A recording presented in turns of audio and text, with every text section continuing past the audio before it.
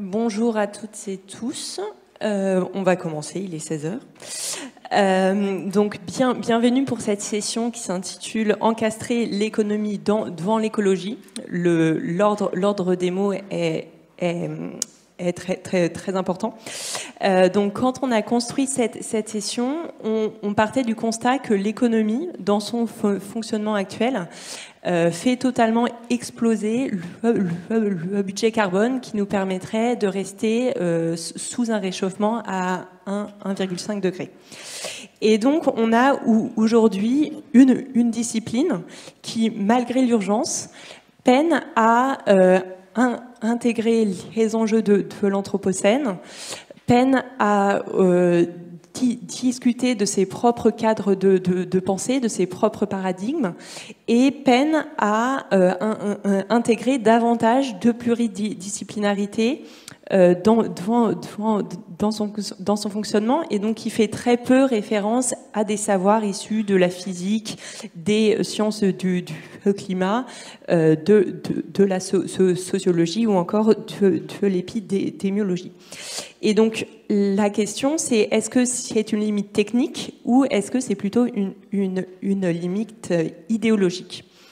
Donc, le but de cette session, c'est de questionner la capacité de la discipline à se réinventer ses cadres, réinventer ses outils, ses modèles, et comment l'impératif écologique l'oblige à le faire.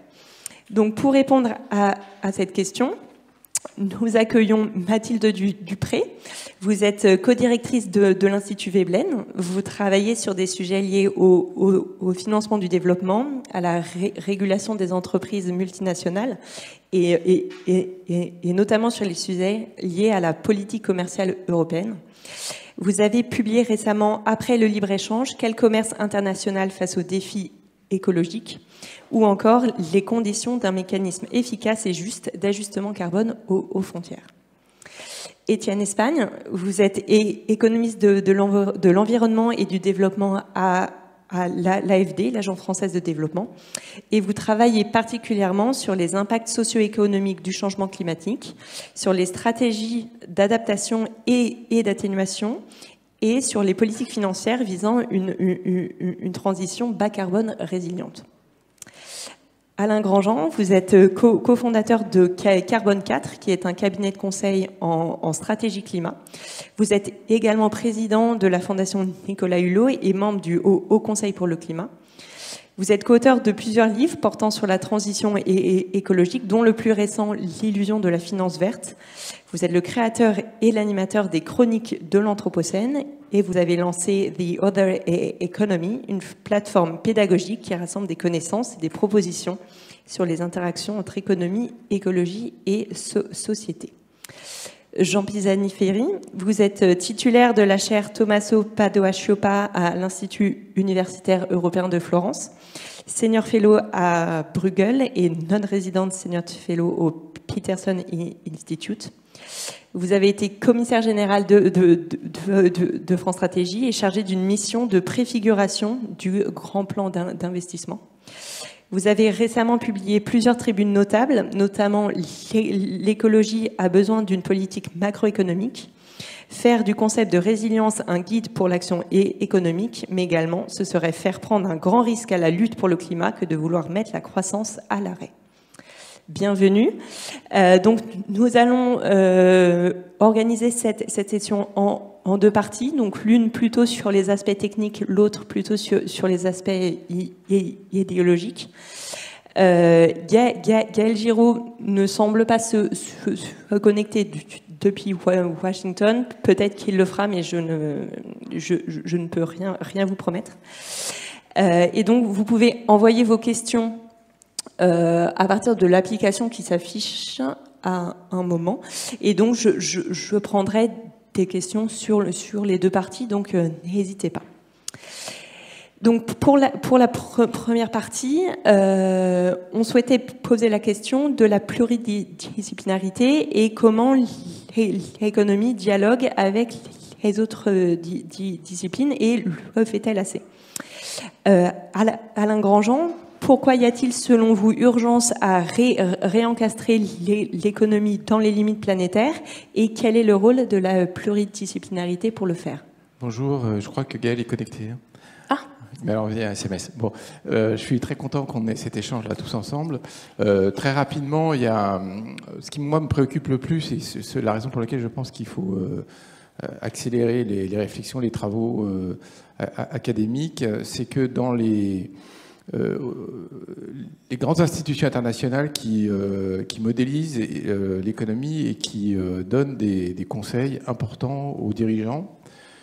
Grandes institutions, ça peut être la Banque Centrale Européenne et les banques nationales, ça peut être le FMI, ça peut être les directions générales du Trésor. Il y a pas mal de travaux en ce moment qui visent à représenter ce que sera l'impact du changement climatique, avec deux grands risques qui sont bien connus aujourd'hui, qui sont le risque qui a démarré maintenant et qui va s'amplifier de dégâts sur l'économie et sur les hommes et les femmes du changement climatique. Et puis le risque qu'on appelle le risque de transition, c'est-à-dire le fait qu'il y ait des entreprises qui sont probablement condamnées si on va à toute vitesse, condamnées ou en tout cas très affectées dans leur valeur financière, si on va vite vers un monde à 5 ou 2 degrés, comme on dit rapidement. Ça, c'est sur le climat. Sur la biodiversité, c'est un peu le même problème. L'érosion de la biodiversité qui s'accélère ne peut pas être sans conséquences sur nos économies. Or, ces institutions, quand elles se tournent vers les économistes, elles se tournent vers des personnes qui travaillent très sérieusement, très solidement. C'est pas du tout la question de critiquer la profession, mais qui ont des modèles, donc des représentations mathématiques, dans lesquelles les bouclages n'existent pas ou très mal. Alors, soit ils n'existent pas du tout, c'est-à-dire vous avez des modèles économiques dans lesquels il y a du travail, il y a du capital, et vous ne verrez pas du tout dans ces modèles de ressources naturelles, vous ne verrez pas d'énergie. Il y a quelques exceptions, mais globalement, dans ces grandes institutions, c'est comme ça. Bon. Soit ils représentent très mal. Alors, il n'y a pas de climat. Étienne parlera de ce qui se passe à l'AFD, qui est des travaux vraiment révolutionnaires en ce moment, mais à ce stade, dans les grandes institutions, c'est comme ça. Et quand ils essayent de représenter un bouclage clé, qui est le bouclage du climat sur l'économie, à ce moment-là, ça devient presque risible. Je suis un peu dur, mais quand même, je mets un peu les pieds dans le plat.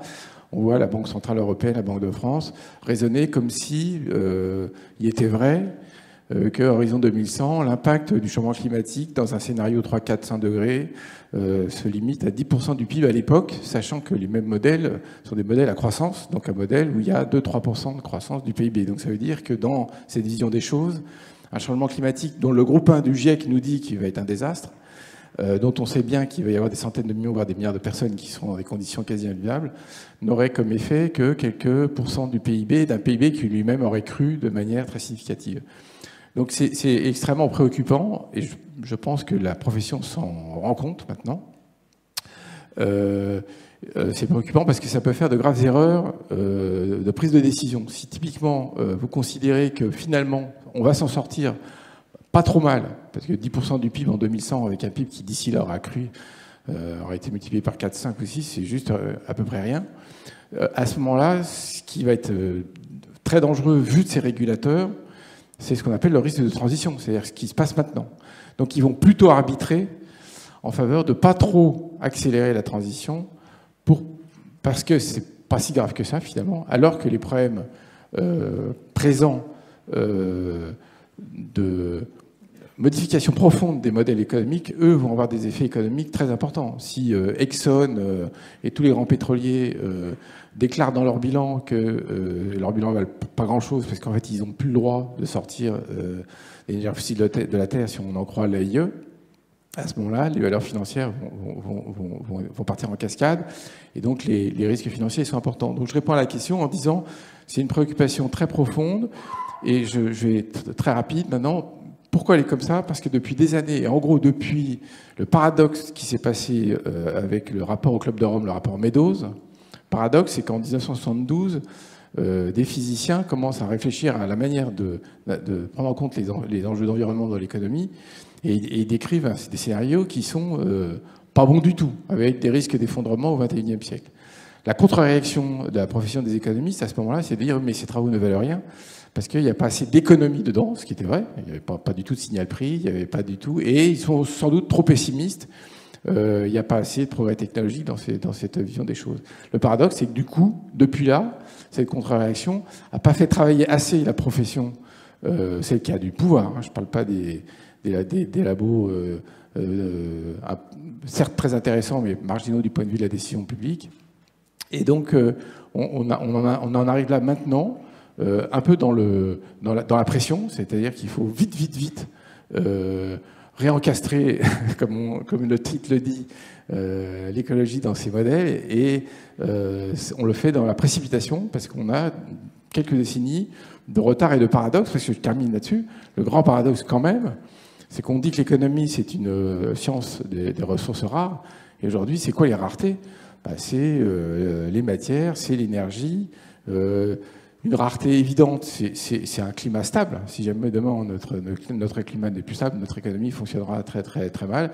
Et donc c'est très paradoxal que la science doit être la science des raretés n'ait pas intégré ça. Maintenant, dernier point, c'est paradoxal, mais c'est vrai que c'est très difficile. Donc dès qu'on commence à se dire il faut essayer de réintégrer tout ça dans les raisonnements économiques, c'est très compliqué. Et donc, ça demande beaucoup de modestie. Et je crois qu'on doit changer aussi de mode de raisonnement, ne croyant plus qu'on est capable de représenter convenablement, sur des horizons assez longs, ce qui va se passer en termes économiques. Et je pense qu'il faut au contraire raisonner en termes de gestion de risque et de manière beaucoup plus qualitative. Je m'arrête là. Merci beaucoup. Mathilde, donc vous êtes à l'Institut Veblen, qui est un endroit rare de pluridisciplinarité en économie. Quelle est votre vision du coup de la chose, et aussi plus appliquée dans le champ des politiques commerciales? Alors, merci beaucoup. Je suis aussi très heureuse d'être là et d'avoir cette discussion. En effet, l'Institut Veblen pour les réformes économiques a été créé il y a 10 ans. Avec cette intuition qu'il fallait promouvoir les idées économiques et les politiques publiques qui font avancer la transition écologique, avec une vision de la transition écologique exigeante, pas simplement un petit verdissement des politiques actuelles, mais une véritable transformation en profondeur de nos économies, de nos modes de production, de nos modes de consommation, pour respecter les limites physiques de la planète, tout en promouvant la justice sociale et la démocratie. Et de ce point de vue, on se retrouve assez bien dans l'économie du donut qui a été proposée par l'économiste Kate Raworth, qui suggère d'essayer de construire une économie dont le fonctionnement nous permette à la fois de respecter un plafond écologique, donc les limites physiques de la planète dont je viens de parler, mais aussi un plancher social, de façon à respecter les droits humains, à satisfaire les besoins essentiels de chacun. Et si on a choisi de faire référence à Thorstein Veblen dans notre nom, c'est justement parce que cet auteur de la fin du 19e, début 20e, était un iconoclaste et à la fois économiste, mais aussi sociologue et historien, et qu'il voyait l'économie comme enchâssée dans les institutions sociales. Et de ce point de vue, il allait à contre-courant de ses contemporains qui cherchaient plutôt à ériger la discipline économique comme une discipline à part entière qui serait une discipline scientifique et distincte donc des autres sciences sociales. Et donc c'est dans le sillage de cette posture intellectuelle qu'on a à la fois critique et transdisciplinaire qu'on a voulu créer l'Institut. Et donc on essaye d'établir des ponts entre trois champs, à la fois une réflexion académique sur l'économie, mais aussi sur la définition des politiques publiques, et puis des domaines d'expertise un peu sectoriels dont on a besoin pour travailler sur la transition écologique. Et en ce qui concerne la réflexion sur l'économie en tant que telle, l'intuition, c'est que les concepts, les outils de la pensée économique dominante ne sont pas adaptés aujourd'hui à la tâche immense qui est la nôtre, qui est de répondre de façon efficace aux défis écologiques, et que vu que les problèmes, comme le disait Alain, sont d'une complexité inédite, on a besoin de croiser les savoirs, on a besoin de croiser les disciplines et de renouveler cette pensée et les outils qui nous servent de boussole. Donc c'est pour ça qu'on a développé tout un programme d'activités sur le pluralisme et l'économie écologique dans l'enseignement et dans la recherche. On travaille étroitement avec des chercheurs qui développent des approches alternatives, que ce soit dans le domaine des modélisations, dans le domaine de la macroéconomie, mais aussi sur les indicateurs de richesse, parce que c'est un champ qu'on a investi depuis longtemps et qui nous semble essentiel. On a développé aussi des partenariats avec des initiatives étudiantes, parce qu'il se passe plein de choses intéressantes aussi, puisque les étudiants eux-mêmes se rendent compte que ce qu'ils apprennent et les cursus dans lesquels ils sont pas tout à fait à la hauteur des enjeux dont ils prennent conscience. Donc, par exemple, on travaille avec Exploring Economics, qui est une plateforme dédiée à la découverte des sciences économiques dans une perspective pluraliste, interdisciplinaire et critique, où on a fait des cycles de conférences avec l'association Pour un réveil écologique, qui a fait irruption dans beaucoup d'écoles et d'universités. Et on a créé un prix Veblen pour les mémoires de master, pour justement encourager les étudiants à se saisir de ces sujets-là, et qui est d'ailleurs un prix qui n'est pas réservé que aux étudiants en sciences économiques, mais qui est ouvert aux disciplines voisines. Voilà. Et donc c'est vrai que le constat, c'est qu'aujourd'hui, les sujets écologiques sont trop marginaux dans la science économique. Il y a une étude fameuse qui a été publiée par Oswald Stern en 2019 qui montrait que dans la revue la plus citée dans la profession, aucun article sur le climat n'avait été publié.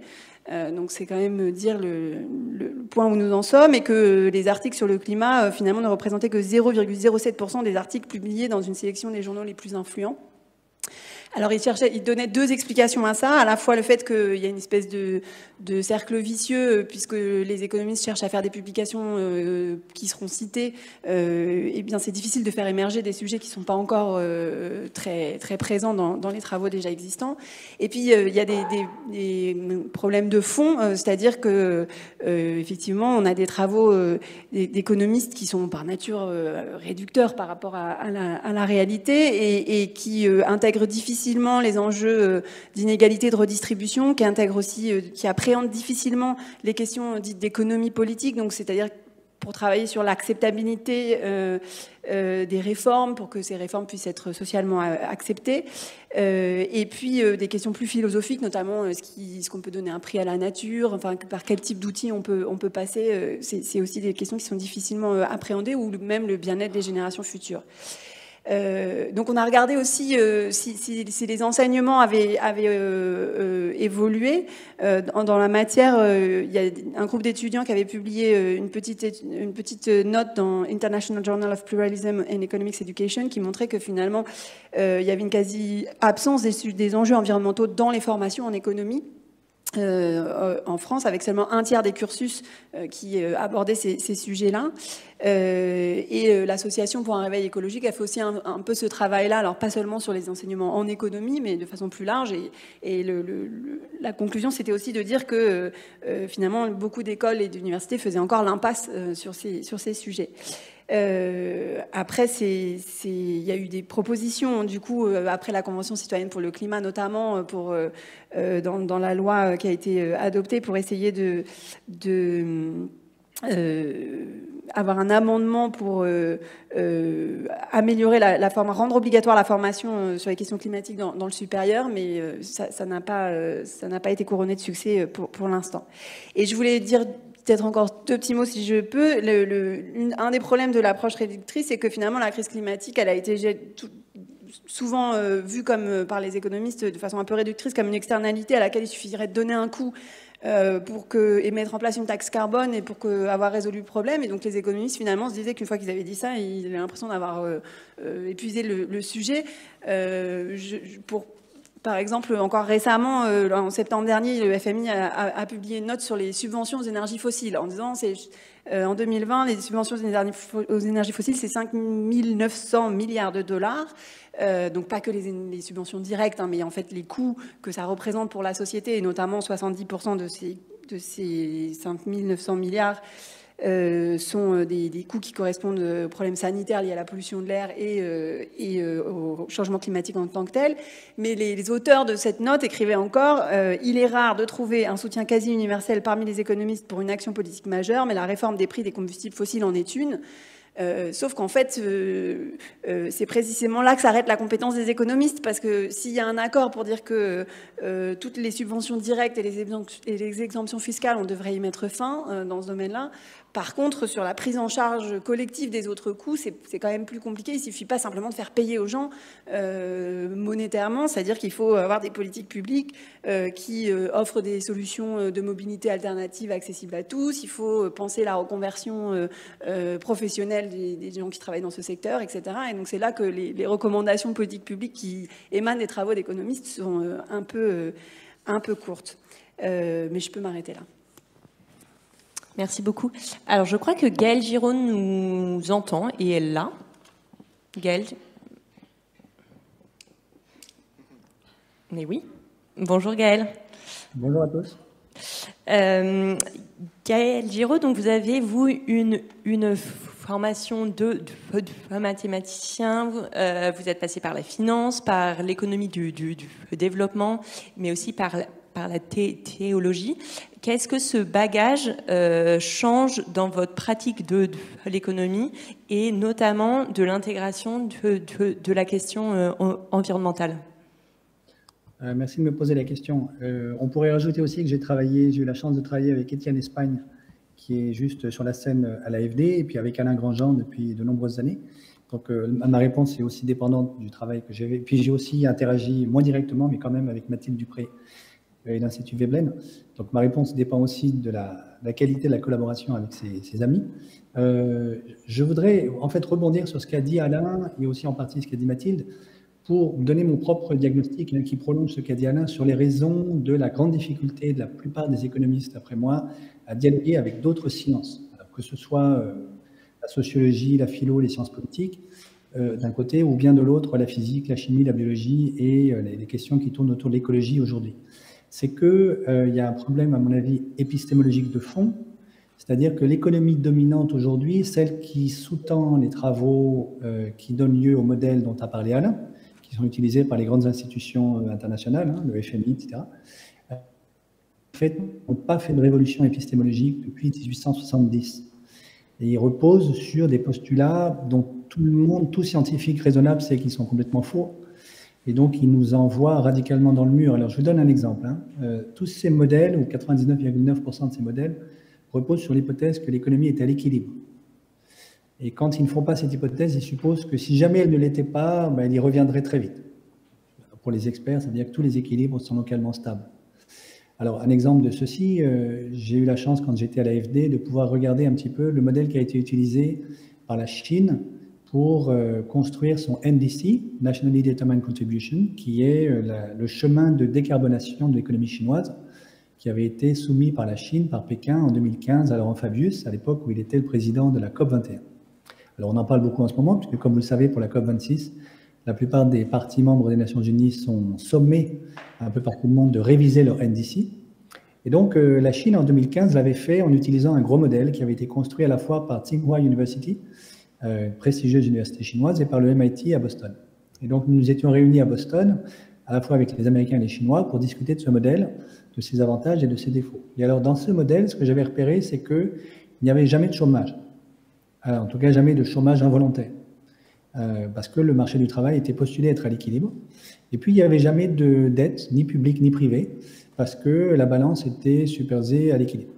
Donc, je dis à mes chers collègues, écoutez, votre modèle, il est magnifique, il est extraordinaire, à ceci près que si jamais la route de décarbonation sur laquelle s'est engagée la Chine, qui à l'époque était encore pas très, très audacieuse, suppose que vous ayez 400% du PIB de dette publique et 80% de chômage, on est sûr que vous n'allez jamais le faire. Alors là-dessus, tout le monde était d'accord. Et puis j'ai dit, ce qui m'embête, c'est que dans votre modèle, ça ne se verra jamais, parce que votre modèle est à l'équilibre. Alors l'Américain était très énervé, il a dit, oui, mais enfin, ce serait très facile d'avoir un modèle hors équilibre, ce qui est évidemment complètement faux. Donc on travaille dessus à Georgetown, là où je suis, on a travaillé dessus à l'AFD, Étienne en parlera peut-être, mais c'est loin d'être facile. Et si c'était si facile, on n'aurait pas 95% des modèles qui sont tous à l'équilibre. Et puis, le collègue chinois a dit, de manière un peu plus intelligente, à mon avis, m'a demandé si je voulais un petit peu plus de thé, vous voyez, dans la conversation. Donc, ça vous donne le niveau du débat, quoi. Donc, c'est ça, à mon avis, il y a un problème épistémologique de fond, y compris à l'intérieur du GIEC, entre le groupe 1 et le groupe 3 et le groupe 2, qui est que la plupart des économistes, nous utilisons des modèles qui reposent sur des postulats qui sont juste incompatibles avec tous les modèles scientifiques existants dans toutes les autres disciplines. Je ne connais aucune autre discipline à part l'économie, aucune autre discipline formalisée, la physique, la chimie, les maths évidemment, dans lesquelles on n'essaie pas de décrire le monde à travers des systèmes dynamiques non linéaires, parce qu'on sait que le monde est dynamique. Les économistes, nous, on est les seuls à utiliser des modèles d'équilibre. Et quand on essaie de conjuguer ces modèles d'équilibre avec des modèles climat, par exemple, c'est juste incompatible. C'est pas possible. C'est comme si vous essayiez de marier la carpe et le lapin. C'est deux mondes épistémologiques qui n'ont rien à voir et qui ne peuvent pas se parler. Alors c'est d'autant plus paradoxal que les économistes des années 1870, c'est-à-dire ceux qui ont jeté les bases de ce qui sert aujourd'hui encore de fondement à l'économie, avaient en tête l'imitation de la mécanique de Newton et de ce qu'ils savaient de la thermodynamique à l'époque. Donc vous avez des règles qui ont l'air d'être des lois en économie, qui sont en fait des imitations de ce qu'on trouve en thermo et en mécanique. Alors vous avez par exemple l'idée que la spéculation financière élimine les opportunités d'arbitrage. Alors en fait, vous avez des propriétés analogues en thermo et c'est certainement une imitation de ce qui se passe en thermodynamique. Et l'idée que si vous, par exemple, vous mettez disons un mug de café chaud dans votre réfrigérateur, si vous attendez suffisamment longtemps, les températures entre le café et le réfrigérateur vont s'équilibrer.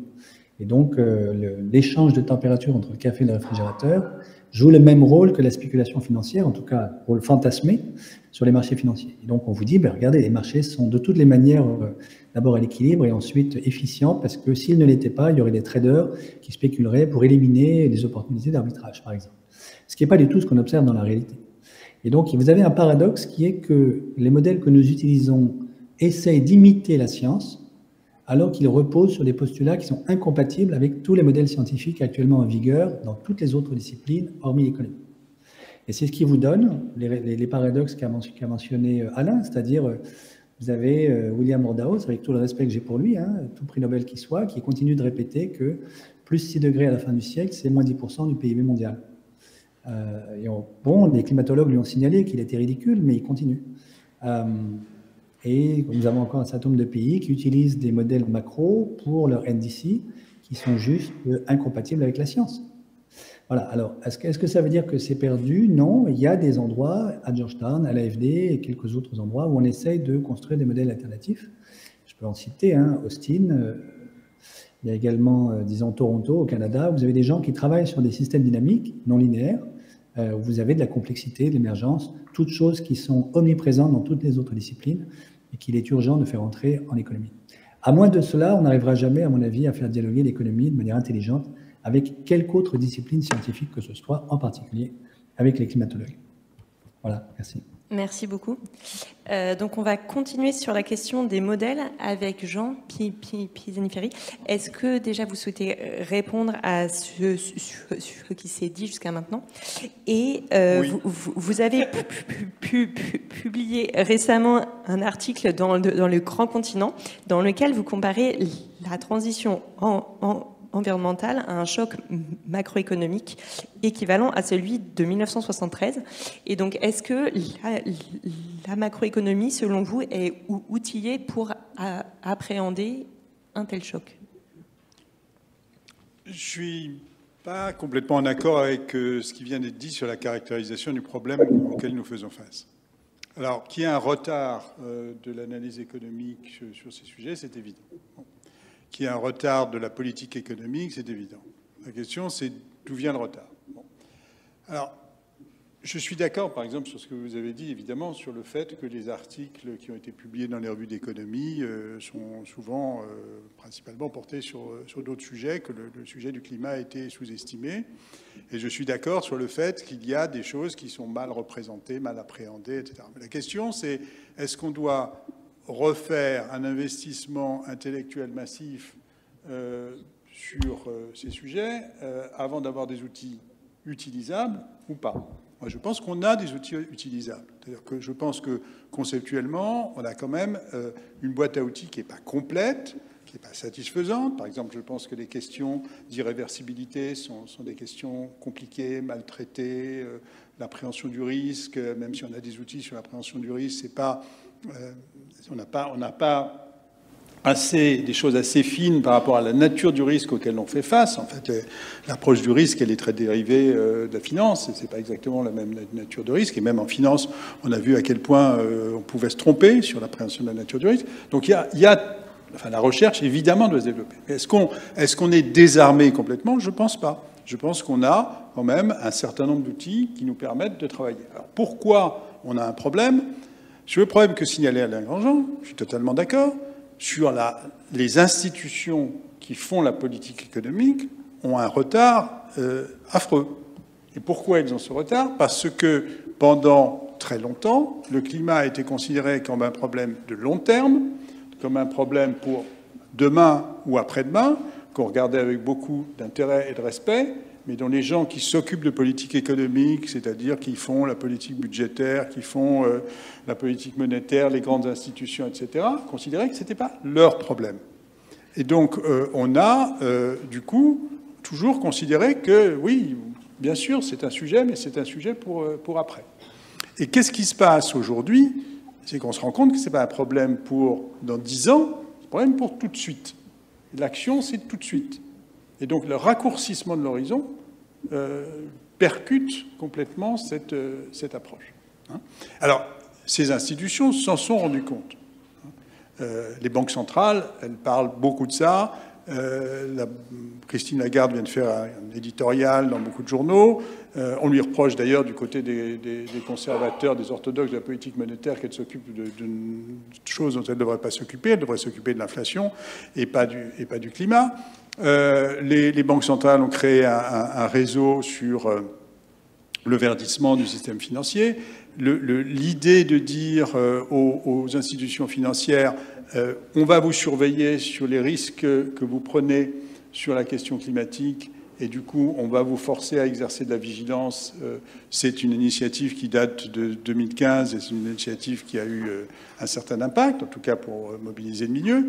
Donc il se passe des choses, mais on est en retard. C'est très clairement, on est en retard. Et moi, ce que j'ai écrit dans ce papier dont vous parliez, c'est on représente mal la nature du choc. C'est pas qu'on n'a pas les outils, c'est qu'on a eu une vision un peu trop, disons, un peu trop d'avocat, consistant à dire il faut le faire, donc puisqu'il faut le faire, on va vous montrer que ça se passe bien. Ben non, ça se passe pas forcément bien. Il y a des conséquences immédiates quand on doit accélérer la transition écologique qui sont difficiles.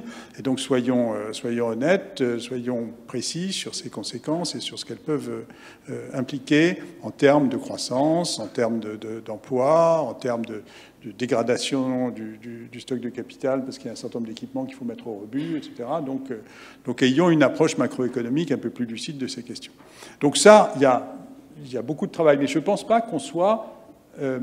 disons, je ne pense pas qu'il faille faire un investissement, et heureusement, il ne faut pas faire un investissement intellectuel de 30 ans pour arriver à avoir les outils qui nous permettent d'aborder des problèmes concrets. On peut aborder les problèmes concrets aujourd'hui et il faut effectivement parallèlement mener des travaux. Alors maintenant, sur le titre de la session réencastrée, qui évidemment est une allusion à Polanyi, c'est-à-dire à quelqu'un qui nous a expliqué à quel point l'économie de marché était historiquement encastrée dans des rapports sociaux, qui étaient des rapports sociaux plus riches, et que l'économie n'existait pas, enfin l'économie de marché n'existait pas comme sphère autonome.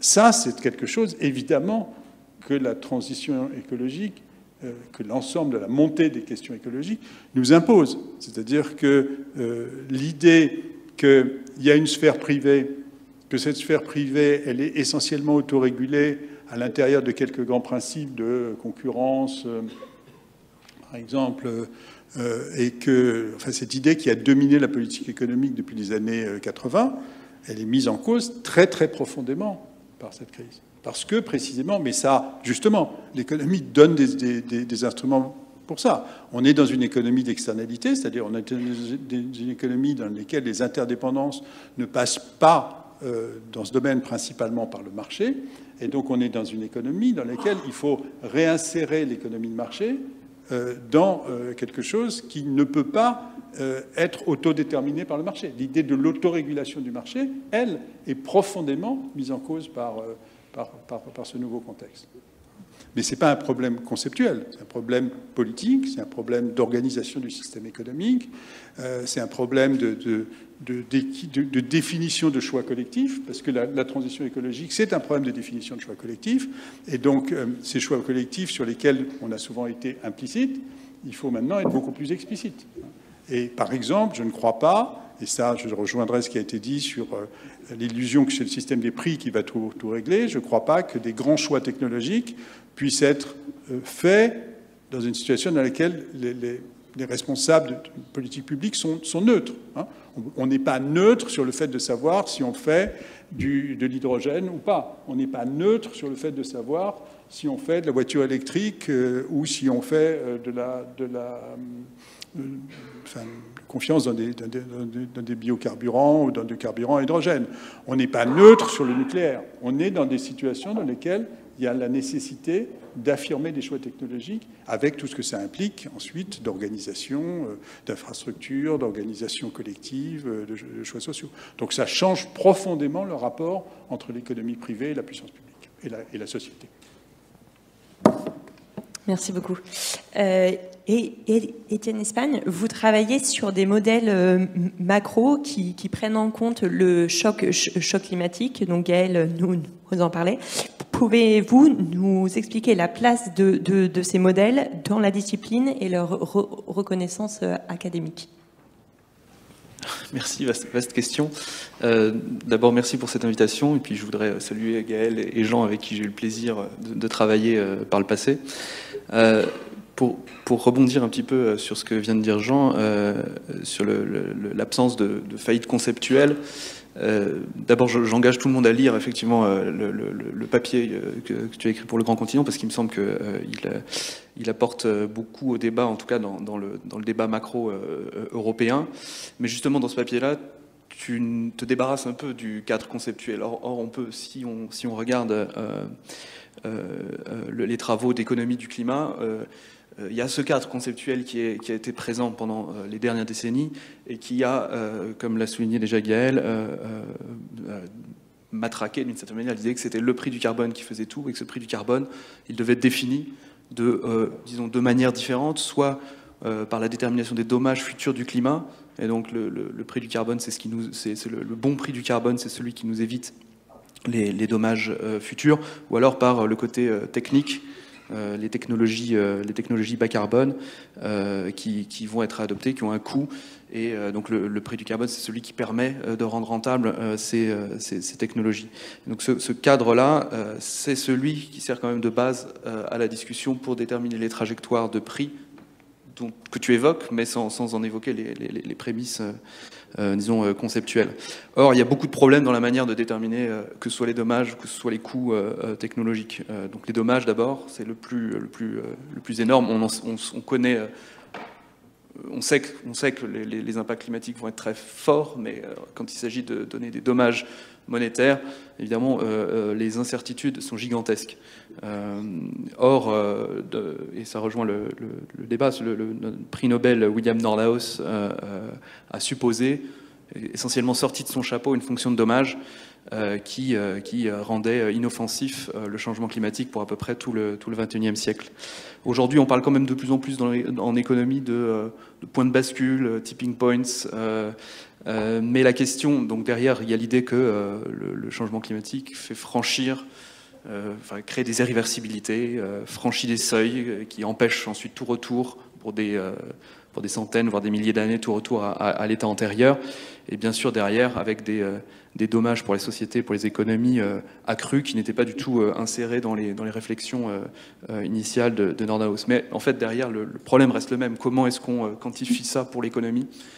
Et donc, c'est une voie qui est presque sans issue. Du côté technologique, c'est un peu mieux. On a un peu plus de connaissances des technologies bas carbone, de leurs coûts, etc. Mais enfin, il faut faire quand même aussi des hypothèses fortes sur les dynamiques d'innovation, de réduction des coûts. Donc toute cette approche a servi de cadre depuis les années 80 encore, a servi de cadre conceptuel pour parler de prix du carbone, optimal du carbone, et ça transparaissait aussi dans les négociations climatiques. Martin Weitzman, qui était un peu le pendant de Nordhaus, plus ou moins la même génération, mais qui n'a pas eu le prix Nobel, lui avait, tout en restant quand même dans le cadre standard, avait mis le doigt sur les problèmes majeurs de l'analyse coût-bénéfice. Donc, en gros, on ne peut pas faire du coût-bénéfice avec le climat. Autant d'incertitudes empêchent d'imaginer une trajectoire qui serait un optimum. Il faut, au contraire, mettre toutes nos ressources pour éviter de franchir des seuils qu'on perçoit comme potentiellement irréversibles. Donc il y a eu ces débats-là, disons plus dans la fin des années 2000. Ensuite, dans les années 2010, il y a vraiment une remise en cause profonde de tous les modèles intégrés économie-climat par un de leurs contributeurs, hein, c'est Pindyck, qui est professeur à MIT, qui sort un article qui s'appelle « What do the models tell us ?» donc que nous disent les modèles. Et la première phrase, c'est « very little », très peu, presque rien. Et donc il fournit une critique de l'intérieur de ces modèles économie-climat en série. Mais bon, évidemment, la question, c'est quand même par quoi on va remplacer tout ça. Et là, c'est là que je pense que l'interdisciplinarité intervient, est utile, même si on n'a pas forcément la réponse définitive. Une première manière, c'est déjà de voir la transition bas carbone comme faisant partie d'une de ces grandes vagues historiques d'innovation qu'a connu le capitalisme depuis ses origines. Donc en fait, on prend l'histoire économique comme indicateur de ce qui pourrait se passer. Et là, on voit souvent que ces grandes vagues, c'est des ruptures technologiques, mais c'est aussi des groupes sociaux qui s'imposent pour les imposer. Donc il faut s'intéresser aux structures sociales en même temps qu'on s'intéresse aux ruptures technologiques. Il y a les exemples historiques du charbon que Andreas Malm a bien décrit, ou du passage du charbon au pétrole avec Timothy Mitchell, ou aussi la façon dont les transports en commun ont été abruptement annihilés aux États-Unis, comme le tram, pour imposer la voiture. Et ça, c'est par des opérations financières qui ont été menées par certains groupes sociaux qui voulaient imposer la voiture. Donc il y a tout ce volet-là qui peut être moteur pour comprendre comment une transition peut s'opérer aujourd'hui. L'autre point, c'est le changement structurel. Au niveau des pays. Les pays sont positionnés aujourd'hui par rapport à une transition bas carbone de manière très différente. Ils ont des structures industrielles qui sont complètement différentes et donc des vulnérabilités fiscales, sociales, des vulnérabilités externes qui vont être différentes. Donc le prix du carbone pour un pays a des impacts complètement différents pour un autre. Il faut analyser ces fragilités pays par pays. Et essayer de calibrer en fait les outils. On ne peut pas tout ne se rapportera pas au prix du carbone, et suivant les pays, les fragilités seront complètement différentes.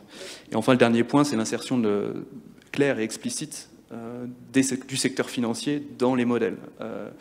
Évidemment, le modèle de Nordhaus, Thijs, qui sert de référence en économie en général, ne contient aucune sphère financière. Donc, il y a un travail qui s'est enclenché, on peut dire qu'à partir du début des années 2010, il y a des tentatives de réinsérer avec les post-keynésiens en partie, de la finance de manière explicite dans les modèles et dans les modèles économie-climat aussi.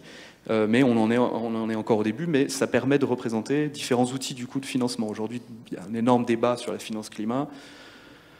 Les banques centrales, comme vient de le mentionner Jean, mais aussi la sphère financière privée, les banques de développement. Comment on les représente explicitement, quelles sont leurs dynamiques d'investissement et comment les impacter, les influencer. C'est absent totalement des modèles et donc ils peuvent donner aucune prescription en l'état. Je vais m'arrêter là. Merci beaucoup. Alors nous avons une question. La modélisation mathématique des phénomènes sociaux est-elle indispensable pour la pensée économique? Et en l'espèce, les modèles sont-ils un frein ou une opportunité à l'intégration de la problématique environnementale dans l'économie? Donc je ne sais pas qui souhaite répondre.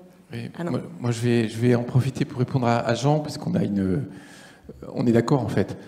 Il y a deux choses complètement différentes. Il y a le fait qu'on est devant des décisions à prendre. Les décideurs, chacun d'entre nous, on est décideur à notre place. On est devant des décisions à prendre très très vite. Je ne vais pas vous la refaire, chaque demi-degré compte, et c'est sûr qu'on n'a pas le temps d'attendre une modélisation macroéconomique un peu sophistiquée pour prendre ces décisions. Et donc, si ce que tu veux dire, Jean, c'est qu'on a des outils de raisonnement, on a des cadres de raisonnement, il suffit de s'appliquer un peu et de prendre au sérieux ce que nous disent les scientifiques. Ces outils-là nous permettent de prendre des décisions, là je suis d'accord. Donc en revanche, là où tu vois, si on est en désaccord, où là il faut compléter pour le public, c'est que je maintiens quand même que quand on est face à des décisions quantitatives que doivent prendre les États, est-ce qu'il faut des paquets de dizaines de milliards? Est-ce que la dette publique peut monter à 150% du PIB en France? Est-ce que ces gros paquets d'investissements, il faut les mettre pendant 10 ans, 20 ans ou 30 ans? Quand on est sur des gros sujets comme ça, les décideurs, dans un mental rationnel qui est plutôt le mental occidental, ils ont tendance à utiliser des outils qui leur donnent des réponses quantifiées.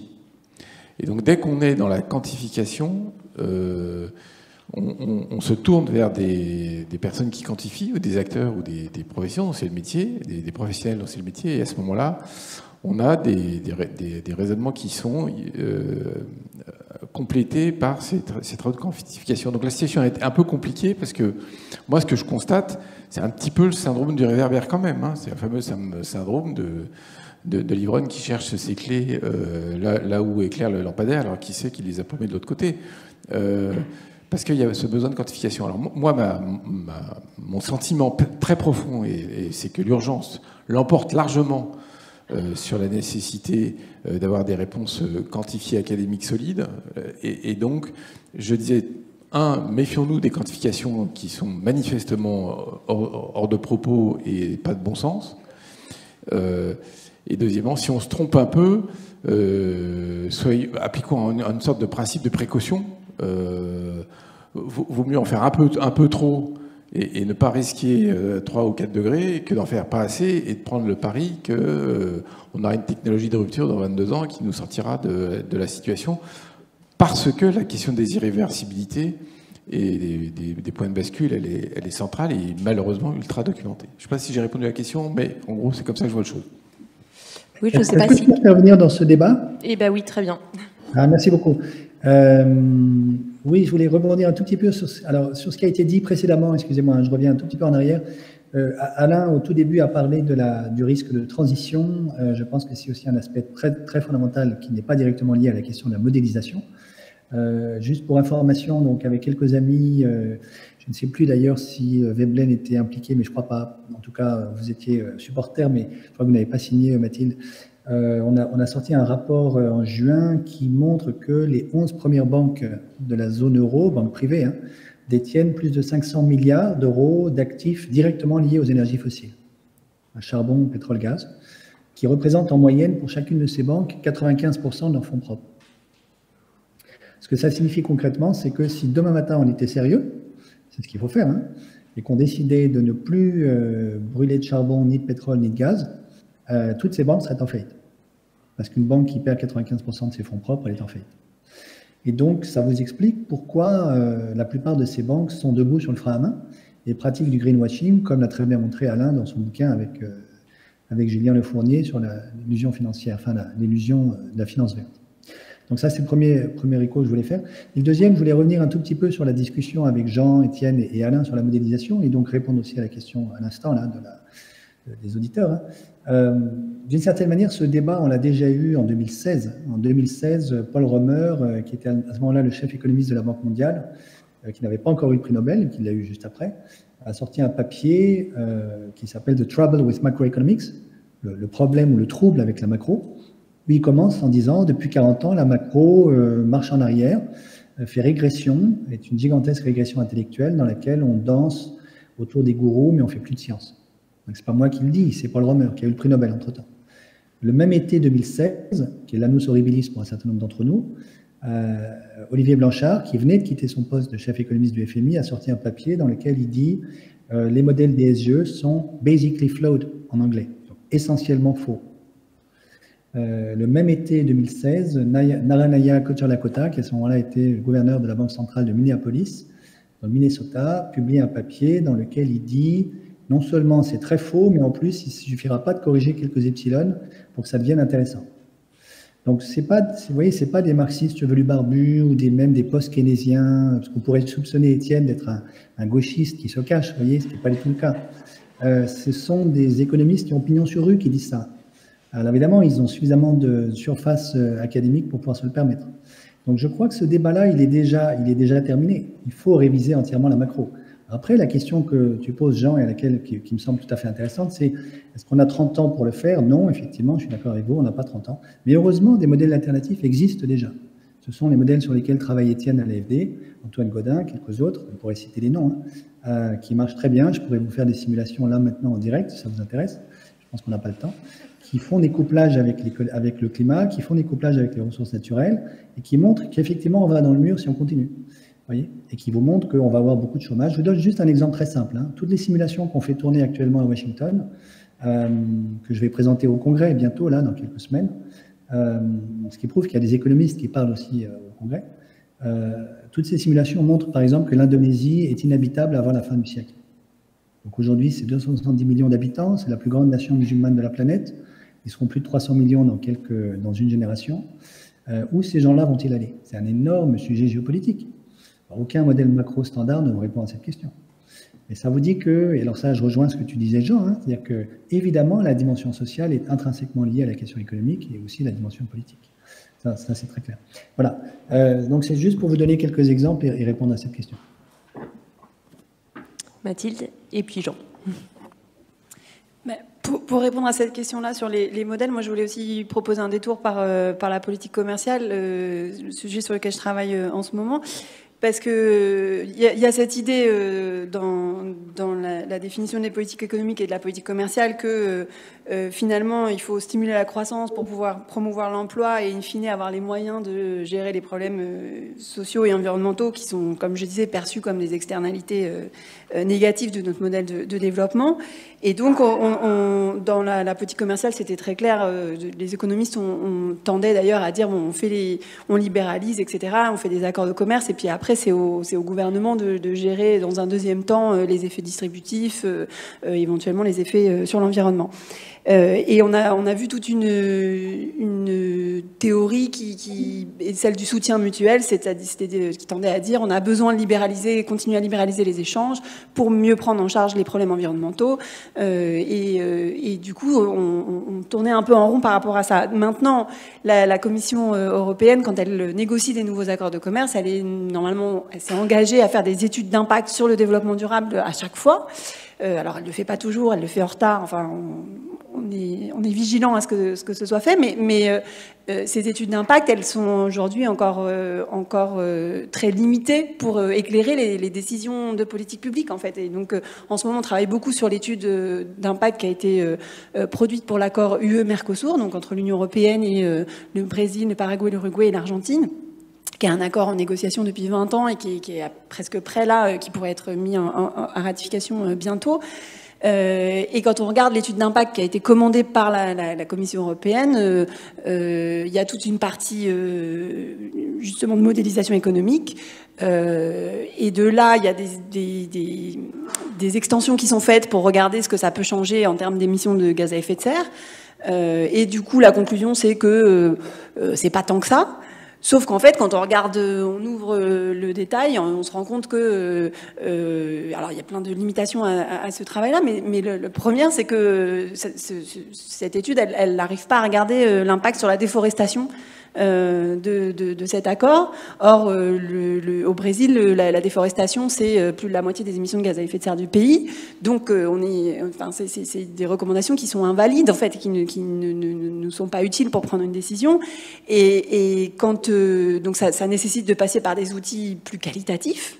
Et des analyses plus pluridisciplinaires. Et justement, ce qui a été intéressant, c'est que le gouvernement français a réuni une commission d'experts. Il l'avait déjà fait pour le CETA et il l'a refait pour le Mercosur, où ils ont réuni des économistes, mais aussi des juristes, des experts des questions vétérinaires, agricoles et climatiques. Et ils ont regardé ensemble comment ils pourraient essayer de mieux instruire ce sujet-là de la déforestation. Et ils sont arrivés à des conclusions diamétralement opposées, en disant, en fait, on pourrait avoir une augmentation, rien qu'avec la partie viande bovine de cet accord, de l'ordre de 5 à 25% de la déforestation annuelle pendant les 6 premières années de mise en œuvre de l'accord.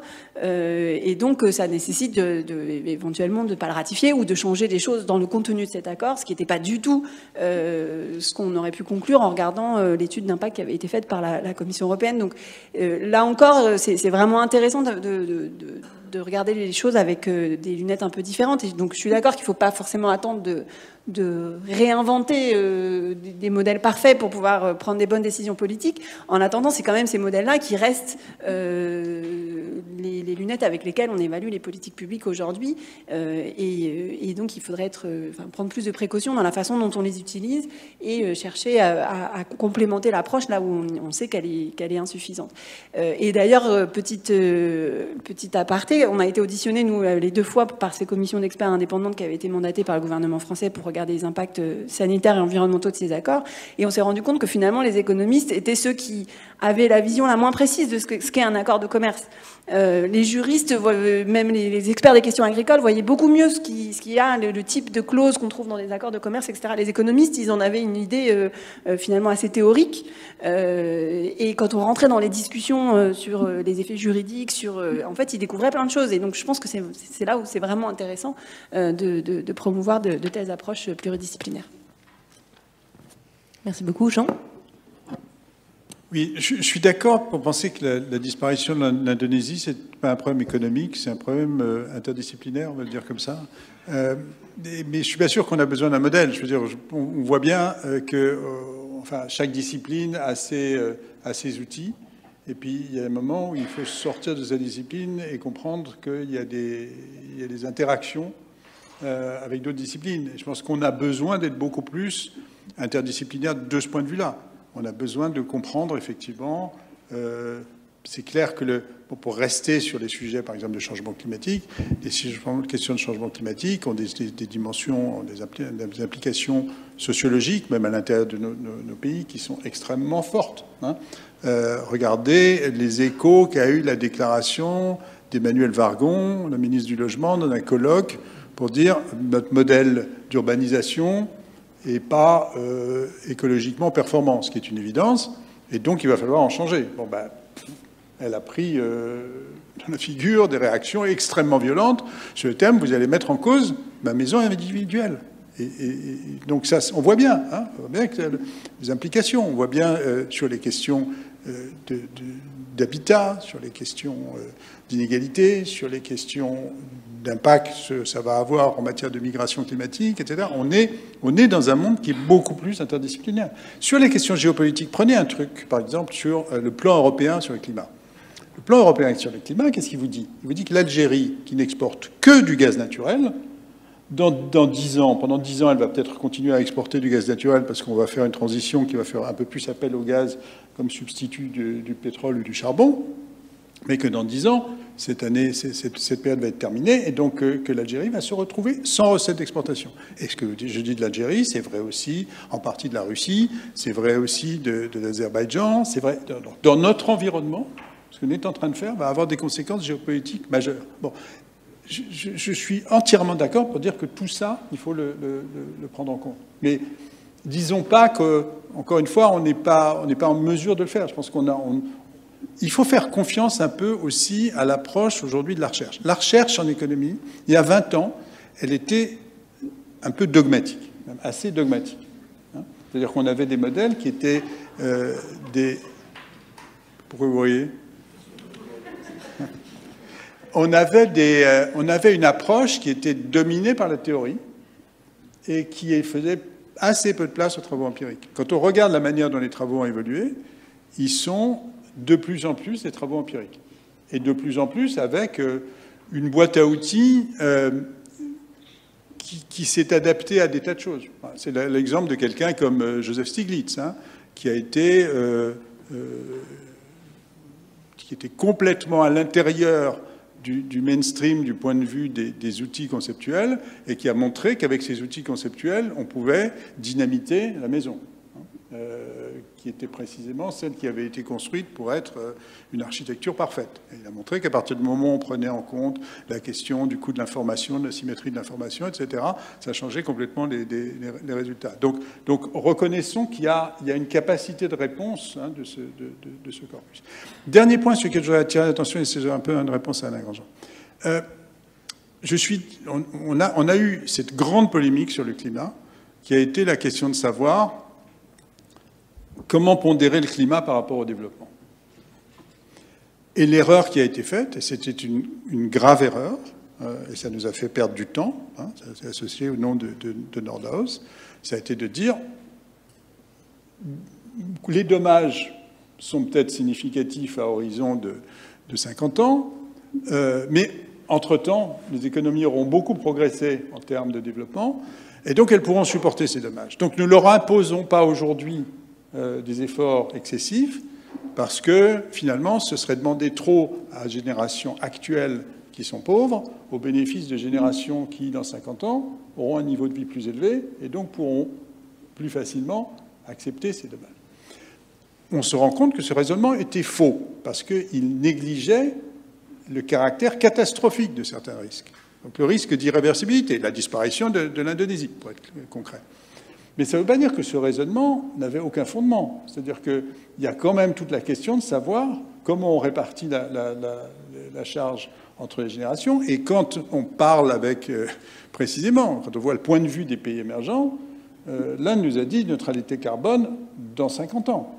Dans 50 ans. Hein. Donc ils n'ont pas le même horizon temporel que nous. Et c'est compréhensible qu'ils n'aient pas le même horizon temporel que nous, parce qu'ils n'ont pas les mêmes problèmes que nous. Donc on ne peut pas mettre de côté cette question. Et cette question, il faut bien l'appréhender d'une manière ou d'une autre. Alors, ce n'est pas parce qu'on a utilisé des modèles d'une manière qui était très excessive qu'on peut rejeter complètement la question. Merci. Donc, on va justement passer à la deuxième partie de notre débat, donc sur les dogmes. Donc, c'est vraiment une très bonne transition. Et pour en fait se poser la question si la discipline est capable de prendre du recul sur ses propres cadres de pensée et donc mettre en concurrence ces paradigmes. Gaëlle, vous avez récemment rédigé une thèse sur les communs à l'ère de l'Anthropocène. Oui. Quel changement de paradigme et quelle révolution dans la discipline cela implique? Alors, donc, si vous voulez, le point de cette thèse qui va être publiée le 17 février, finalement, hein, 2022, aux éditions du Seuil, je me fais un tout petit peu de publicité, vous me pardonnez. Le point, c'est de dire, face aux enjeux colossaux induits par la crise multiple de l'écologie, la mise en commun d'un certain nombre de ressources est indispensable. À la fois des ressources naturelles, tout le monde pense à ça évidemment, mais aussi des ressources intellectuelles. Je donne un exemple, Wikipédia est quand même ce qu'on a fait de plus extraordinaire en termes d'encyclopédie depuis que l'humanité existe. Il y a beaucoup moins d'erreurs dans Wikipédia que dans l'Encyclopédia Britannica, et Wikipédia en fait fonctionne comme un commun. Et donc l'enjeu qui est derrière, c'est de réviser à la fois nos pratiques, nos cadres juridiques et politiques pour se dire comment est-ce qu'on met en commun un certain nombre de ressources qui sont vitales et comment est-ce qu'on crée les institutions pour gérer ces ressources. Et ceci à égale distance à la fois d'une gestion purement privée qui transformerait la ressource en marchandise privée échangée sur un marché, et également à distance d'une gestion purement bureaucratique étatique qui transformerait la ressource en un bien public qui serait géré par l'État. Alors, quelques exemples, la santé. Donc, la pandémie nous a quand même tous fait prendre conscience du fait que la santé d'une famille chinoise à Wuhan concerne tout le monde et que donc la santé est un bien commun qui intéresse la totalité de l'humanité. Ce qui se passe dans une famille de Wuhan intéresse la santé de la totalité de l'humanité. Et la question qui est posée derrière, c'est quelles sont les institutions qui permettent de prendre soin de la santé mondiale aujourd'hui. Et on voit que si vous la privatisez, par exemple, si vous continuez de rendre payant l'accès au vaccin, eh bien, on n'arrivera jamais à éradiquer le coronavirus, parce qu'il y aura toujours des gens trop pauvres pour payer le coût du vaccin. Donc, le virus continuera de pulluler, il continuera de muter, il faudra de nouveaux vaccins chaque année, même pour les riches. Donc, on n'arrivera pas à éradiquer le virus, contrairement à ce qu'on a fait, par exemple, pour la variole. Donc, privatiser la santé est le meilleur moyen de ne jamais réussir à en prendre soin. Et puis, heureusement, on n'a pas d'État mondial, la Chine n'est pas encore la superpuissance mondiale, qui va décider de qui aura accès au vaccin et qui n'y aura pas accès. Donc, il faut trouver autre chose. Et puis, par ailleurs, l'Organisation mondiale de la santé, on a bien vu que les États n'écoutent pas ce qu'elle raconte, puisqu'elle nous avait prévenu depuis longtemps qu'on aurait d'autres pandémies du type coronavirus. Ce n'est pas du tout la première. Et en décembre, elle nous a prévenu, en janvier, elle nous a prévenu, et la plupart des États, à quelques exceptions près, n'ont pas écouté. En particulier, l'État français n'a absolument pas écouté ce que disait l'OMS. Donc, on est orphelin d'institutions internationales qui permettent de prendre soin de la santé comme d'un commun. Et ça, de mon point de vue, pour nous les économistes, ça nous oblige à déplacer complètement notre regard et à nous poser non plus la question de comment est-ce que le marché que nous fantasmons va pouvoir gérer tel ou tel problème, puisqu'en fait, il est incapable de gérer ce problème-là, surtout le marché tel qu'on le formalise dans nos modèles, mais je ne reviens pas sur cette question. Et pour nous poser enfin les bonnes questions qui sont quel type d'institution allons-nous pouvoir créer pour traiter le problème qui est le nôtre.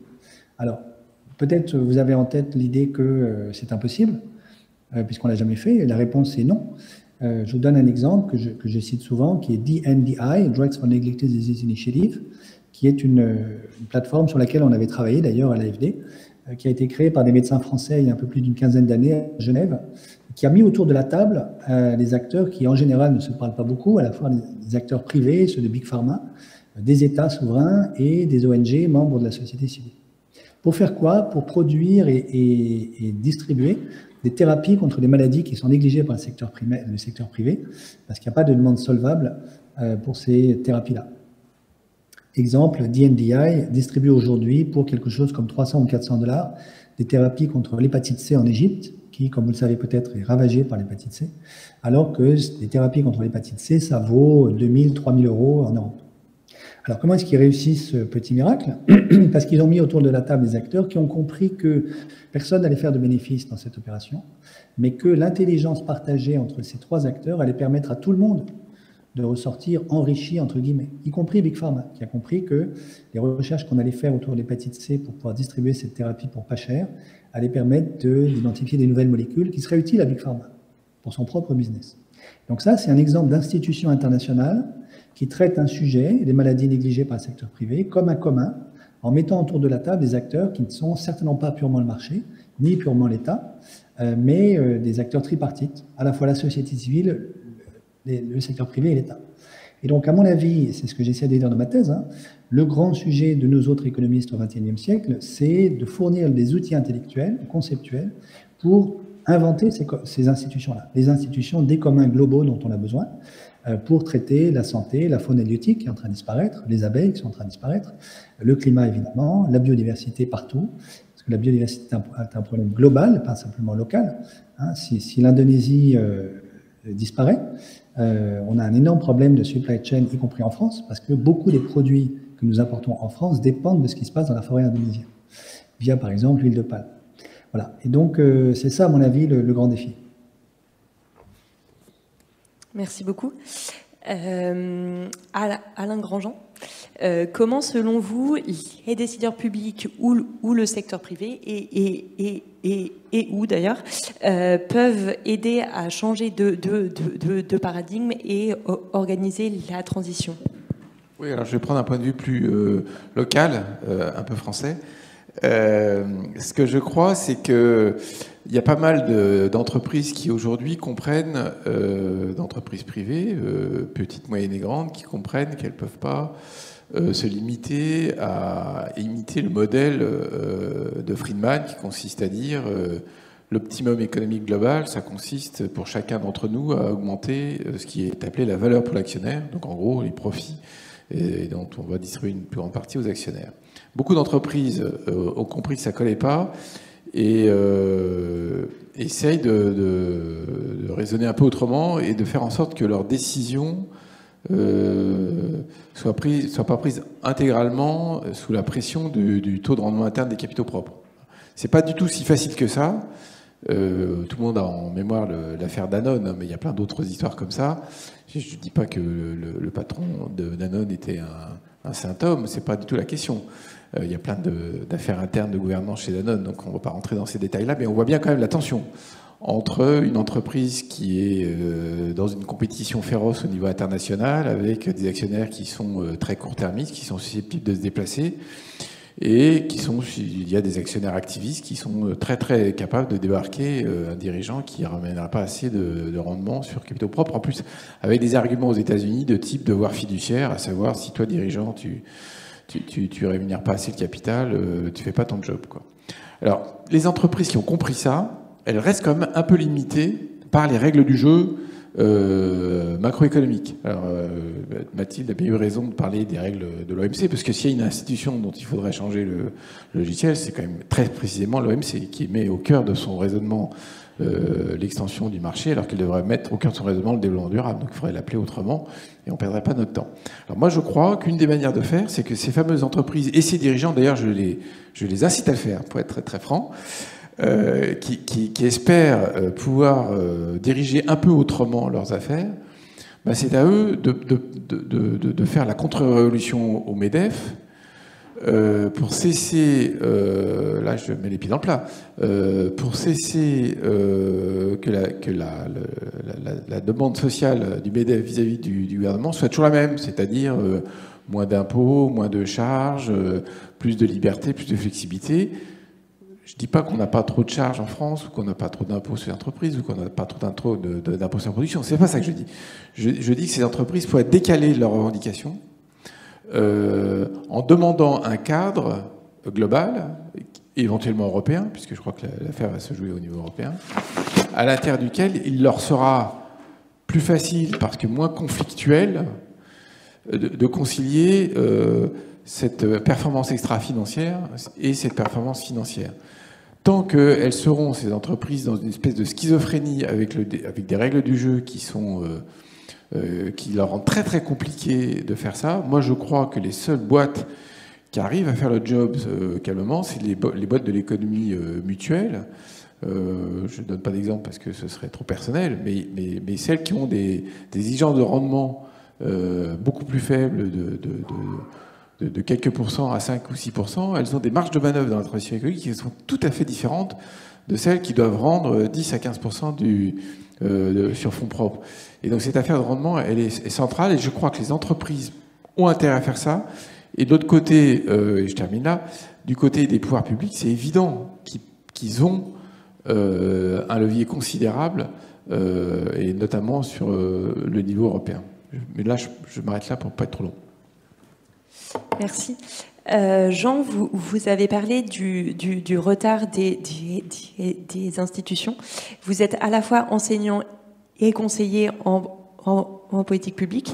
Et donc, selon vous, est-ce que la formation actuelle des enseignants et des acteurs publics est à la hauteur des enjeux de l'Anthropocène ? D'abord, je voudrais marquer un point d'accord avec Gaël Giraud. Je pense que ce que j'ai compris de ce qu'il dit, mais donc son livre paraît le 17 février, je vous le rappelle, ce qu'il dit, c'est on a besoin d'élargir l'espace. On doit sortir du tête-à-tête entre l'État et le marché. Et qu'il faut élargir à des institutions sociales qui sont plus diverses. Ça fait écho aux travaux d'une dame qui était la première femme prix Nobel d'économie, Elinor Ostrom, qui a montré que par rapport à des problèmes dont la théorie économique standard disait il faut une intervention publique, les sociétés humaines arrivaient à les résoudre sans intervention publique par des formes coopératives. Par exemple, des gens qui habitent au bord d'un lac et il y a des ressources de pêche dans le lac et un problème d'épuisement de ces ressources. Et donc, l'approche standard vous dit, voilà, si on laisse faire, ils épuisent, et donc il faut une intervention publique pour interdire, pour limiter, pour mettre des quotas, je ne sais pas quoi. Et la réponse, en fait, c'est que les sociétés y arrivent à trouver des formes qui préservent les ressources communes. Et donc ça nous dit, au fond, effectivement, dans l'approche qu'on doit avoir d'un certain nombre de problèmes, on ne peut pas rester dans une approche étroite qui est celle de l'État par rapport au marché, donc celle de la réglementation, celle des prix, celle de la fiscalité, enfin tous les outils qu'on connaît.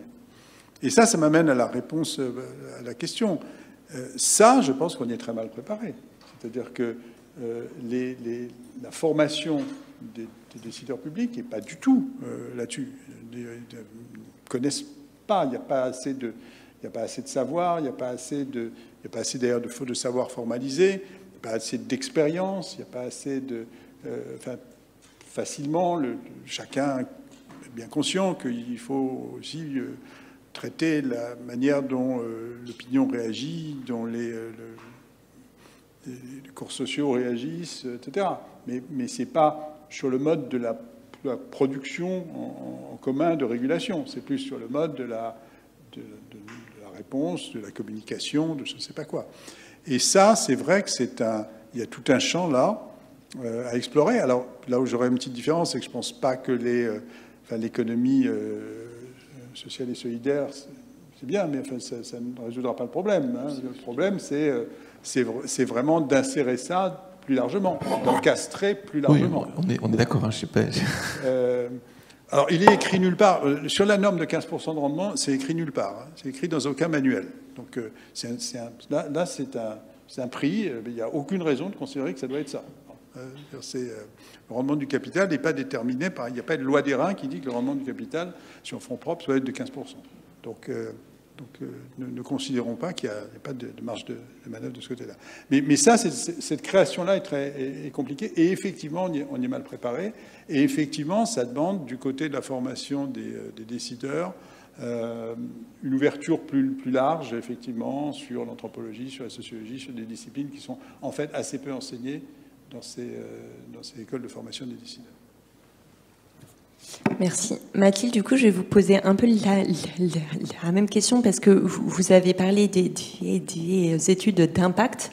Et donc, qu'est-ce qui, selon vous, fait que ce n'est pas encore assez utilisé? Est-ce que c'est un problème de moyens? Est-ce que c'est un problème de volonté politique? Ou est-ce que c'est une question de formation de ceux qui font les négociations commerciales? Alors, vaste sujet. Je pense qu'aujourd'hui, on est plutôt dans un type d'exercice où on a des études d'impact sur la durabilité qui sont produites en appui à une politique publique qui a été décidée. Et donc, quelque part, c'est un peu un exercice où il faut cocher la case. On a fait l'étude d'impact et on n'est pas prêt. D'ailleurs, en matière commerciale, à chaque fois, c'est des études d'impact qui sont faites pour faire des recommandations sur des mesures d'accompagnement des accords de commerce. C'est-à-dire qu'on n'envisage même pas la possibilité de finalement pas ratifier un accord ou de revoir complètement son architecture et son contenu en fonction de ce que nous dirait l'étude d'impact. C'est simplement une étude d'impact pour essayer de maximiser les effets positifs, minimiser les effets négatifs, mais sans forcément revoir le contenu même de la politique publique qui est envisagée. Donc je pense que si on veut être sérieux avec ce type d'exercice, c'est quand même vers ce niveau-là qu'il faut aller. Après, notamment dans le domaine de la politique commerciale, je pense qu'il y a des vrais freins idéologiques. Je parlais tout à l'heure de la théorie du soutien mutuel. Il faut qu'on arrive à sortir de cette idée-là et avoir une approche beaucoup plus pragmatique, c'est-à-dire qu'on a quand même eu une Commission européenne qui a donné mandat à ses négociateurs pendant les discussions sur l'accord de Paris de ne prendre aucune disposition dans l'accord de Paris sur le climat qui pourrait entraver le commerce. Et donc en fait, on a à l'échelle internationale une hiérarchie des objectifs et des politiques qui est très claire. On a des accords, des règles commerciales et d'investissement qui sont très contraignantes et des accords multilatéraux sur l'environnement dont on voit que c'est difficile d'obliger un État à respecter les engagements auxquels il a souscrit, etc. Donc c'est vraiment vers ce renversement-là qu'il faudrait aller. Donc est-ce qu'il faut changer le mandat de l'OMC? Est-ce qu'il faut avoir des nouvelles institutions sur l'environnement plus solides et contraignantes? Ça, c'est une vraie question. Après, l'autre chose dont je parlais rapidement tout à l'heure, c'est aussi les indicateurs qu'on utilise. C'est-à-dire qu'aujourd'hui, on a une Commission européenne qui nous dit on va faire un Green Deal, on est très ambitieux, on veut aller vers la neutralité climatique, on veut une économie dont la croissance serait décorrélée de l'utilisation des ressources. Si on est sérieux avec ces objectifs-là, en fait, aujourd'hui, on ne sait pas faire. Et on a une agence européenne de l'environnement qui nous dit que le fameux découplage qui est tant attendu de nos voeux et qui devrait reposer sur les innovations technologiques, etc., il n'a jamais été observé nulle part. Alors avec les émissions de gaz à effet de serre, éventuellement de façon un peu relative, mais quand on regarde le reste de l'empreinte ressources matérielles, ça n'existe pas pour l'instant. Donc là, on a quand même un vrai défi. Et les politiques publiques devraient être évaluées à l'aune de ce type de critères, c'est-à-dire les émissions importées, c'est-à-dire le reste de l'empreinte environnementale que génèrent nos choix politiques. Et en réalité, ça change aussi après les discussions géopolitiques qu'on peut avoir, parce qu'aujourd'hui, l'Inde et la Chine peuvent être sur la réserve par rapport à certaines contributions dans le cadre des discussions climatiques. En réalité, une partie des émissions de la Chine est quand même liée à la consommation des grands marchés européens, américains, etc. Donc on pourrait aussi, avec ce type d'outils, changer un peu les termes du débat et se dire bon, comment on fait ensemble pour changer la consommation des pays les plus riches et donc y compris les émissions que ça génère dans un pays comme la Chine. Je pense que voilà, il faut essayer de trouver d'autres outils pour aussi modifier les angles de discussion et du coup la résolution de ces problèmes qui est difficile, avec des institutions qui ne sont pas toujours adaptées, comme le disait bien Gaëlle. Merci. Étienne, je voulais revenir avec vous sur le rôle de la finance qui a sa part dans le paradigme économique. Vous avez récemment publié une note sur le risque financier lié au recul de la biodiversité. Donc, quel est, selon vous, le rôle de la finance dans la transition et comment ce type d'étude peut faire changer les politiques publiques? Oui, merci. Une petite aparté pour rebondir sur les exemples de commun. Ça me faisait penser à un magnifique exemple de commun qu'on a, c'est la sécurité sociale, qui est subie depuis des années des tensions justement entre le public et le privé. Et il faudrait repenser cette sécurité sociale aussi au prisme de l'écologie. Et je sais que tu as travaillé déjà là-dessus. Donc je pense que c'est un vrai chantier de reconstruire ce commun avec le prisme de l'écologie. Alors pour revenir à ta question sur la biodiversité, on a sorti début septembre avec la Banque de France, l'AFD, la CDC Biodiversité et l'Office français de la biodiversité, une première étude pour l'échelle du système financier français sur l'exposition à ce qu'on appelle le risque biodiversité, où on montre sur les données financières les plus récentes une exposition à hauteur de 42% de la dépendance du secteur financier français à au moins un écosystème de manière forte et directe, tandis que l'ensemble du système financier, lui, serait dépendant à la totalité des services écosystémiques si on prend en compte les effets d'interdépendance et donc l'effet indirect. Et puis l'autre aspect, c'est sur l'impact du système financier sur la biodiversité, où on montre que c'est l'équivalent de près, enfin le portefeuille financier français équivaut à la destruction ou l'appauvrissement en tout cas de la biodiversité de l'équivalent d'un quart de la surface du territoire français. Donc ça évidemment est derrière des hypothèses. La mesure qu'on a pour cette mesure d'impact, c'est le MSA kilomètre carré, c'est-à-dire l'abondance moyenne d'espèces au kilomètre carré, ce qui est évidemment un indicateur très agrégé qui ne peut que très partiellement refléter toute la problématique de la biodiversité. Et justement, la biodiversité, c'est un bon exemple pour un angle de critique en fait, aussi du modèle de l'externalité en économie. Parce que dans le rapport Dasgupta, par exemple, qui est sorti l'année dernière, qui parle de l'économie de la biodiversité, gros rapport britannique, un peu l'équivalent du rapport Stern, mais pour la biodiversité, il est mentionné que celle-ci a des caractéristiques vraiment particulières. Elle est silencieuse, invisible, mobile. Donc très difficile de mettre un prix là-dessus. Et même impossible. Et quelqu'un comme Dasgupta, qui vient aussi du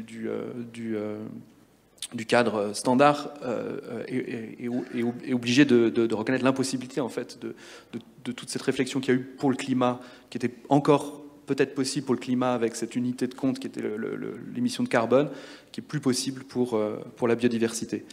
Donc voilà, c'est un chantier qui s'ouvre. Hein. Avant la Banque de France et l'AFD, il y avait une étude de la Banque centrale de Hollande qui était sortie. Et évidemment, dans ces premiers travaux s'engouffrent les acteurs existants du secteur qui vont essayer de comprendre comment incorporer ces choses-là suivant leurs propres intérêts. Donc si on se réfère à ce qui s'est passé à partir de 2015 sur le climat, chacun va y aller de ses propositions sur la transparence de l'information biodiversité, sur des stress tests biodiversité pour les banques centrales ou sur l'investissement, le soutien de l'investissement public pour restaurer la biodiversité, peut-être plus pour les banques de développement. Et si on voit le climat aujourd'hui, comment le secteur s'est organisé pour l'exemple du climat, on a peut-être une image de ce qui pourrait se dessiner pour la biodiversité, mais à Glasgow en ce moment, il y a McCartney dirige une espèce d'alliance qui s'appelle la Glasgow Financial Alliance for Net Zero, qui est une espèce de coalition d'acteurs financiers privés qui s'affichent comme engagés vers un horizon de neutralité carbone, avec des montants annoncés par McCartney qui sont prodigieux, 130 trillions de valorisation d'actifs. Même le Financial Times a émis des doutes sur la véracité de ces chiffres. Mais donc on a cette alliance privée qui annonce qu'elle va contribuer au net zéro. On peut la confronter avec les études comme celle qu'a menée Gaël sur les principales banques européennes et leur dépendance aux fossiles. De l'autre côté, on a le NGFS, dont Jean a déjà parlé, avec les banques centrales qui s'organisent pour déterminer en commun progressivement des scénarios de transition, des scénarios de risque physique et des formes de stress test. Donc c'est encore très embryonnaire dans les méthodes et dans les calculs. La Banque de France a sorti une étude de stress test qui a l'avantage d'être une première étude, mais qui peut être critiquable aussi dans l'utilisation de ces modèles justement et dans le fait que finalement l'impact mesuré est pas très important. La Banque centrale européenne en a sorti une également. Donc ça, c'est les banques centrales, les régulateurs, et puis on a aussi les banques de développement à travers le réseau Finance in Common et qui essaient aussi de dégager des principes communs d'investissement. Elles représentent une grosse partie quand même de l'investissement global mondial. Donc comment les acteurs financiers vont se positionner par rapport à la biodiversité, ça reste une question qui est aujourd'hui complètement ouverte et on verra, ça dépend aussi du momentum probablement qui se dégagera de la COP15 à Kunming en Chine l'année prochaine. Voilà. Merci. Est-ce que l'un d'entre vous souhaite réagir ou sinon je prends une dernière question? Non, c'est bon. Alors du coup, on a une question sur la régulation des communs, notamment si ce n'est pas l'État, quelles institutions peuvent le faire? Donc pas l'OMC, mais est-ce qu'il faut des institutions plus locales, territoriales ou citoyennes pour réguler les communs? Moi, je vais dire juste un mot parce que je parle avec des experts en face de moi, n'est-ce pas Yael? Non, juste un mot, c'est le raisonnement multi-échelle. C'est-à-dire qu'il y a des communs mondiaux, il y a des communs locaux, il y a des communs intermédiaires. Et donc, je crois que, d'une part, pour les communs locaux ou régionaux, il y a besoin que le niveau, qu'il y a le pouvoir, qu'il y a l'autorité le permettent, rendre possible ces communs locaux. Ça ne peut pas être disjoint. Enfin, je veux dire, il y a des communautés autonomes, ça n'existe pas. Il y a du droit qui s'impose.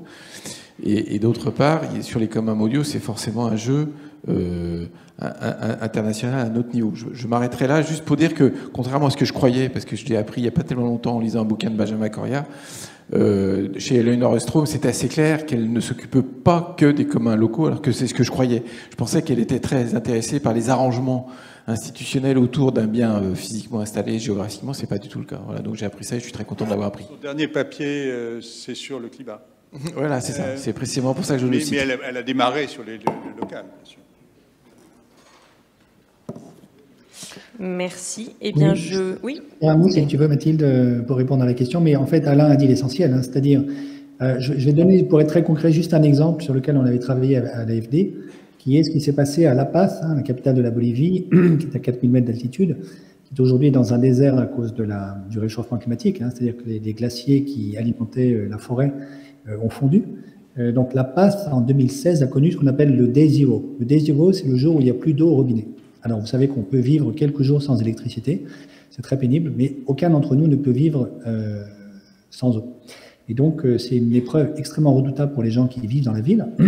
Et en fait, à la même époque, les pauvres qui vivaient dans les bidonvilles autour de La Passe s'étaient organisés pour qu'il y ait une gestion de l'eau en commun, en particulier par des groupements de femmes. Parce que l'expérience, c'est que si on confie ce type de gestion aux femmes, ça marche beaucoup mieux que si on donne ça aux hommes.